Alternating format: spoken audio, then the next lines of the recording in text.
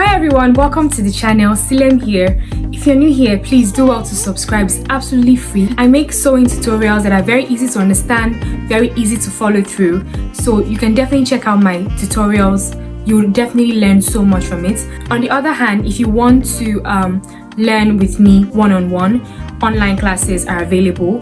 Just let me know by sending me a DM on Instagram. My Instagram handle is going to be on the screen down here. In today's video, I am going to tell you guys the reason why your corsets are not turning out right. Oh, hey, I didn't see you there. Guys, I have seen corsets and I have seen corsets. Hey, good.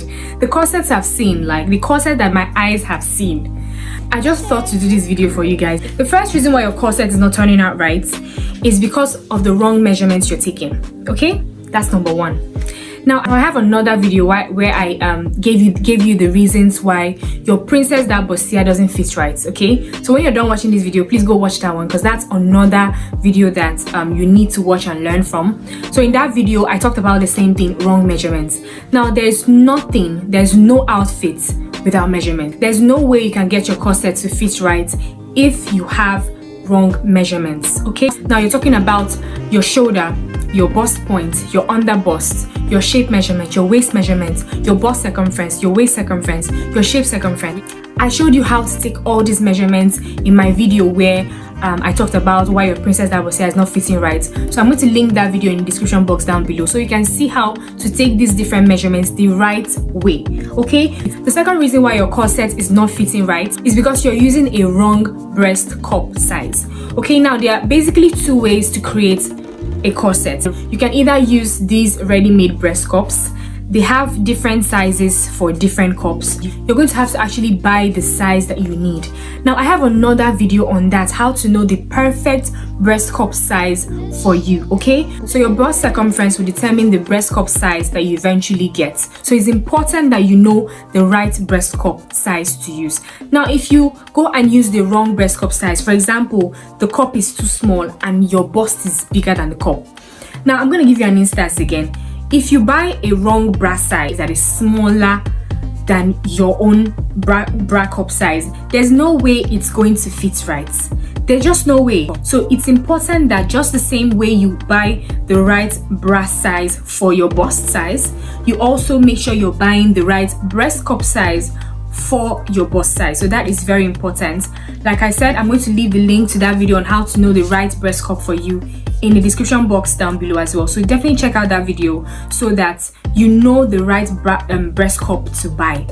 The third reason why your corset may not be fitting right is wrong drafting. Now whether you are using ready-made breast cups like this or you are creating your own cup, you need to know how to draft it very well. You need to know how to draft it very well, guys. It's very, very important.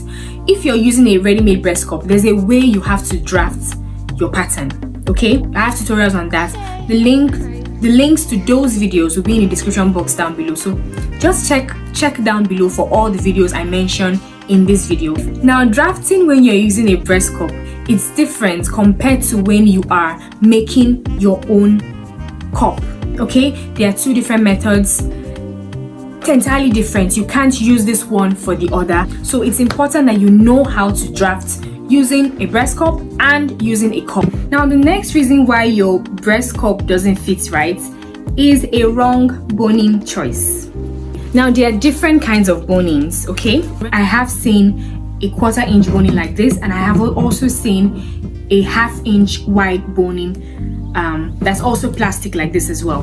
There's also the line boning. The line boning usually comes in 1/2 inch. Yes, the line boning is usually 1/2 inch wide. And there's also the steel boning. Steel boning is the strongest of them all. It is very, very sturdy. You can't sew on top of it, obviously. It's steel boning, and that's what is used in most corsets, like ready-made corsets that you buy, like waist trainers. Those ones have those steel bonings that, you know, give that structure. Okay, so the steel boning gives the most structure to your garment, followed by the plastic boning. So plastic boning gives a lot of structure to your garment, but not as much as the steel boning does. Now the least on the structure order is the ridgeline boning. Now the ridgeline boning is the softest. You can sew on top of it. You can't sew on top of the plastic boning. You can't sew on top of the steel boning, but you can sew on the ridgeline boning. It's important that you know what exact boning you are supposed to be using. Okay, now for me personally, when it comes to the tummy area, when it comes to the underbust, the waist, to have that, suck that tummy inside and all of that, I like to use the plastic boning. But the reason why is because the ridgeline boning, because of how soft it is, when you use it for this area right here and you sit down and it folds, it literally folds and follows the contour of your body. That's not what a proper boning that gives structure in the tummy area should do. A boning that gives structure in the tummy area should hold even when you're sitting and standing. I don't like to use the ridgeline boning for the tummy area, but I love to use it for the back. I love to use it for exaggerated sleeves. Now the plastic boning that I like to use is this one right here. This is the 1/4 inch wide plastic boning. The reason why I like to use this one is because I like to use a bias tape to create the boning casing that I'm going to put this boning through. Remember that I told you that you cannot sew on this one, but you can sew on the ridgeline boning. Now because you're not sewing on this, you need it to pass through whatever casing that you want to put it through. Okay, so in my case, I like to just use the bias tape and just run on the garments and then just pass this through the bias tape. And you know how wide a bias tape is. A bias tape is about 1/2 inch wide. Now if a bias tape is 1/2 inch wide, by the time you sew here and you sew here, what is left for you to put anything inside is about 1/4 inch. Now if you're using a 1/2 inch wide plastic boning, you cannot use a bias tape as your boning channel. Okay, so if you want to use a 1/2 inch wide boning, what you want to do is you want to create your boning casing by yourself. I have a tutorial on that. It's very easy to do. The link is in the description box. That's why I'm stammering. The link is in the description box down below, so definitely check it out. Okay, the final reason why your corset doesn't fit right is failure to iron it properly. Now you have to iron. Everything in sewing has to be ironed. Now the ready-made breast cup already looks smooth, already looks rounded. So when you put it on your fabric, it already looks good, right? Even without ironing this particular part. But there are a lot of parts of the corset that you still need to iron. You still need to iron the boning, the place where you put the boning casing. You still need to iron a whole lot.